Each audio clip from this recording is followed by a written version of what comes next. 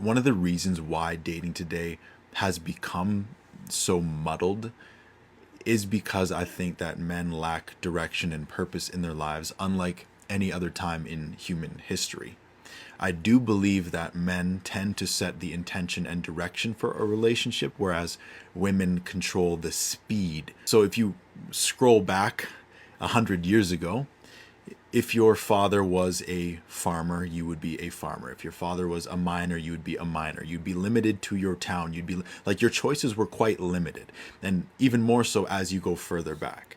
And it would be, your life would be kind of like, if you don't harvest the crops this year, your family will die.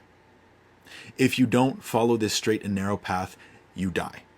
And so your life was kind of set before you at a very young age. And that's why a young man, when he was like 17 or 18, he already knew what he was becoming.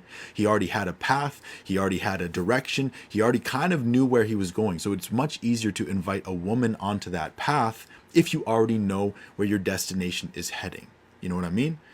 So now in the world today, rather than having a path, you're just dropped into the middle of a parking lot and you're told, be whatever you want, do whatever you want.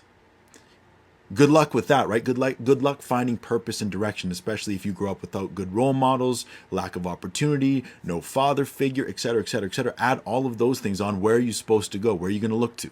You're going to look to media. You're going to look to your peers. You're going to look to music. And you're going to flounder for 30 years. And that's why I think a lot of men don't get their shit together until they're like mid 30s. And that's when they finally are able to say like, yeah, I'm ready for commitment and I'm ready for marriage. And that's where that other stereotype comes from, where it's like, once a man gets himself settled and set up, once he's ready to get married, then he marries the woman who's closest to him at that time. I think that that is a massive part of why it's just all of these cycles, these broken cycles. It's because like if men lose direction and purpose, the whole system falls apart.